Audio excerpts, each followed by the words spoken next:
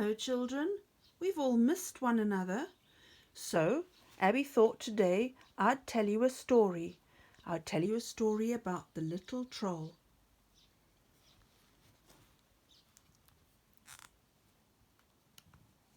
And maybe as Abby holds this camera, you can all see the pictures. They are such pretty little pictures.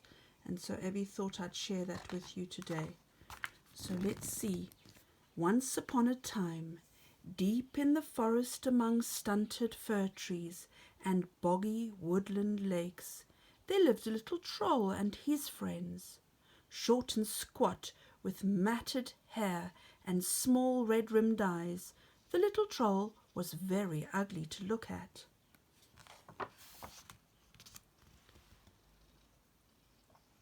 The trolls loved storms and winds best of all. They hissed and howled with the roaring wind and rain. Trolls hate things to be sunny and light and good. Above all, they hate human beings because of their fine upright walk and their clear eyes. But our little troll was strangely different from the rest. He liked humans. Deep in his little troll heart, he wished he was like a human himself. Humans were straight and tall, while trolls were short and squat. Humans had fine voices. Trolls spoke roughly and coarsely. But of course, he could say nothing of this to his troll friends, so he howled and hissed with the others, although he didn't really enjoy it. Often the little troll climbed among the gigantic mossy stones and peered along paths just to see if he could catch sight of a human. If he was lucky, a charcoal burner might come along, or a woodcutter, or an old woman gathering sticks, or some children looking for berries and mushrooms.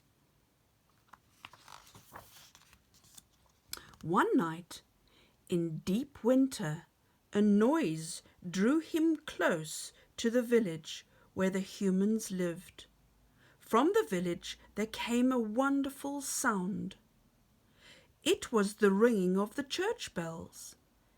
In the starlight he crept down the hill, nearer and nearer, like a little fearful shadow. He tried to look through the church windows, which were all iced and frosted over. He could not see much, but he thought he glimpsed a face shining peacefully in the candlelight.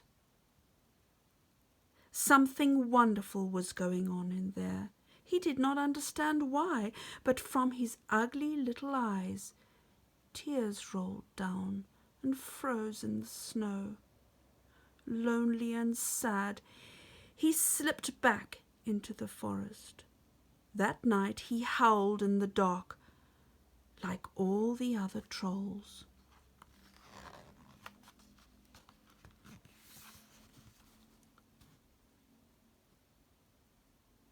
One day he followed an old charcoal burner and his grandson back to their hut at the edge of the forest. He crouched outside the window, peeped in, and listened to them talking. The charcoal burner was cutting thick slices of bread for their supper. "If you want to be a real man," he was saying to the boy, "you must learn to think of others more than you think of yourself. If you don't help and serve others, you're nothing better than a troll." Outside, the little troll pricked up his ears, his hairy ears. So that was the difference between trolls and humans.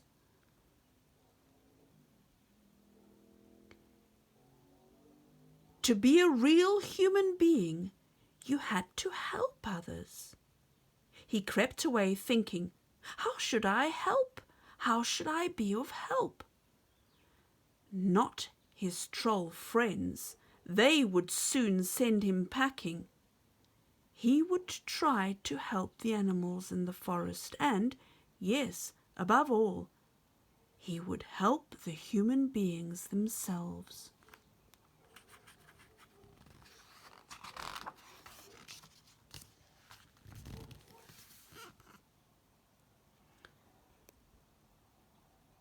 The little troll set about helping in the only way he knew. One day he saw 3 children coming into the forest to gather blueberries. They put a basket on the ground to fill. When the children were not looking, the little troll crept up and soon filled the basket with the fattest blueberries he could find. The children were amazed to discover the basket was full. "Someone has been helping us," cried the eldest child. "Thank you, whoever you are." Thank you," cried the others. And the little troll, hiding again between the stones, was happier than he had ever been before. No one had ever said thank you to him.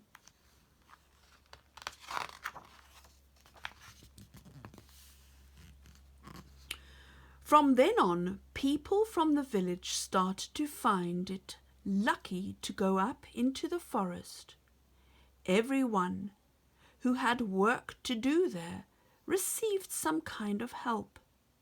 The more the little troll helped and learnt to help, the more skillful he became and the more he enjoyed doing it. But he never dared to show himself to the human beings. But at home, in the depths of the forest, things were not going well for him. The other trolls could smell that something was wrong. "What's the matter with you?" they cried.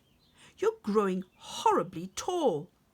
You're getting bigger than a troll ought to be. You're getting less hairy.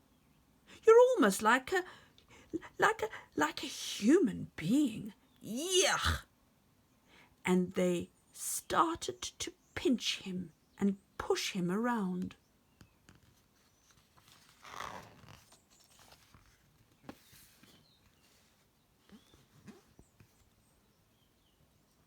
A girl started to come to the forest on her own. She came to pick flowers, berries, or mushrooms. She always sang as she worked, and the troll thought her voice was even more beautiful than the church bells. The troll helped her eagerly. Her basket was filled in moments with the choicest things he could find for her. The girl never went without calling out a thank you. Often she left part of her midday meal as a returned gift. Although there were dangers in the forest, no harm ever came to the girl. Once a bear wandering too close had suddenly trotted off in another direction. Another time a falling tree was hurled aside and she was unharmed, but the girl never caught a glimpse of her helper.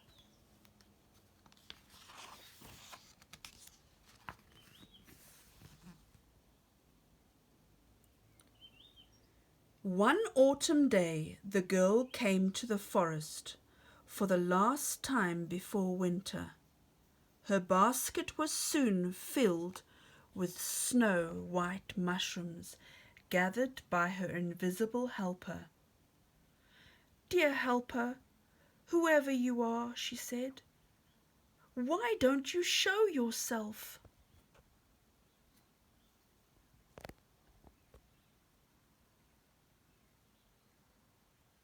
But the troll, afraid that his ugliness would scare her, didn't dare come out. "Tell me what I can give you in return," said the girl. Ask me for anything." Then a whisper came from somewhere, she did not know where. "On Christmas Day, breathe on the frosted window of the church till the ice melts." "That's a strange request," thought the girl. But she said, "Yes, if that's all you want, it's easily done. But if we should ever meet, I'd like to have some way of knowing you. Take my little silver cross and wear it. It will bring you good luck." The troll watched till the girl departed through the trees. Then he came out and took the gift that she had left on the rock.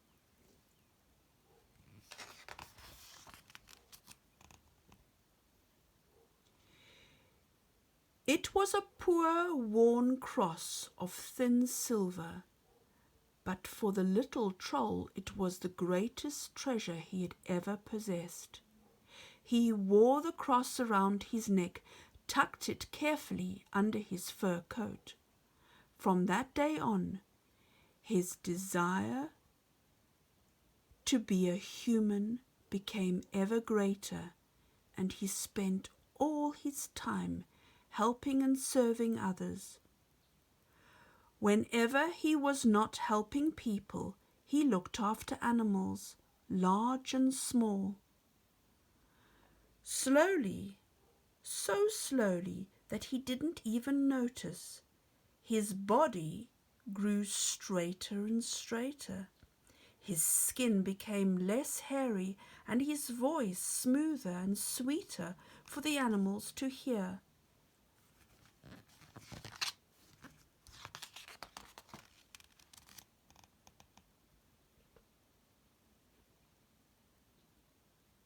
The troll had now changed completely, and the other trolls pestered him more and more.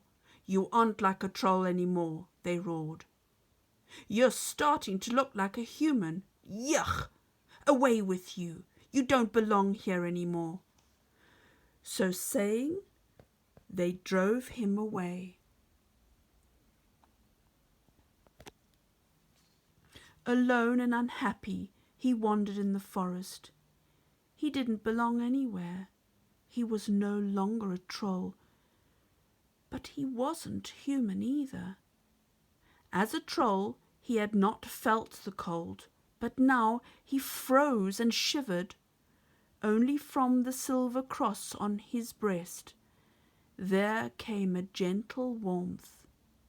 He thought he could bear anything if only he were human. Had all his helping been for nothing? He felt cold, exhausted and lost.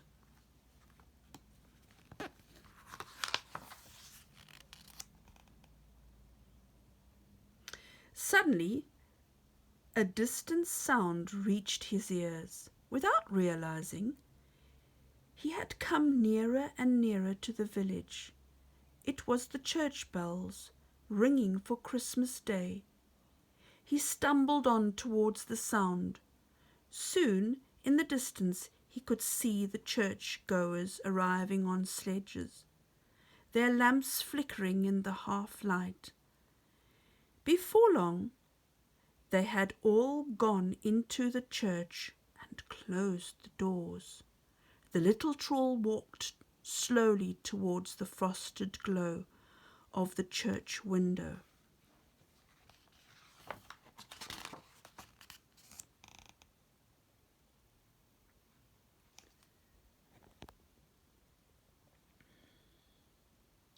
Inside the church, as she had promised, the girl was breathing on the window.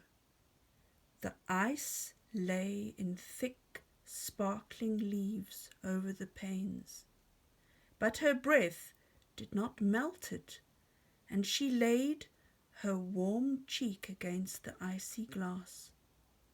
"What are you doing there, child?" called her mother. I'm letting the Christmas light shine out for someone outside, Mother, replied the girl. Slowly the last ice melted and ran down the pane. She saw a face pressed close and two dark eyes full of longing. A hand held up the silver cross. Welcome, dweller of the woods, she whispered. The girl hurried to the church door and opened it. A slender young man stood before her, clothed in furs. Stiff black hair fell over his pale, trembling face, and his eyes were shining with a strange radiance. The girl took his hand and led him through the church. People asked, "Who are you, stranger?" And he answered, crying out with a voice full of grief and longing, "I was born a troll and have been chased away from my kind, but I wish to be a human." And the people gathered there together all said, "Welcome to the world of human beings." And that was the end of the story about the little troll.